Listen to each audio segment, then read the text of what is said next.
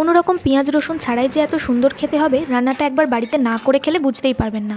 সবার আগে একটা ফ্রেশ কাঁঠাল নিয়ে নেব। এই কাঁঠালটা কিন্তু আমাদের গাছের। কাঁঠালটা একটু পাকতে শুরু করেছিল, কিন্তু কোনো যায় আসে না, আমরা কাঁঠালটা ভালোভাবে কেটে নেব। অন্যদিকে কাঁঠালটা 5 মিনিট মতো সেদ্ধ করে নেব। এবার দুটো টমেটো, আদা, শুকনো লঙ্কা আর জিরা দিয়ে তাতে একটুখানি জল দিয়ে মিক্সিতে পেস্ট করে নেব। এবার কড়াইয়ে তেল দিয়ে তাতে সামান্য হলুদ দিয়ে প্রথমে আলুটা ভেজে নেব। ভাজা হয়ে গেলে আলুটা তুলে নিন। তারপর ওই তেলেই দিয়ে দিন কাঁচা লঙ্কা, তেজপাতা আর এলাচ, সাথে দুটো কাঁচা লঙ্কা দিয়ে দিন। কাঁচা লঙ্কাটা একটু ভাজা হয়ে গেলে তাতে দিয়ে দিন আগে থেকে পেস্ট করে রাখা মশলাগুলো। অন্যদিকে কাঁঠালটা 5 মিনিট মতো সেদ্ধ করে নেব।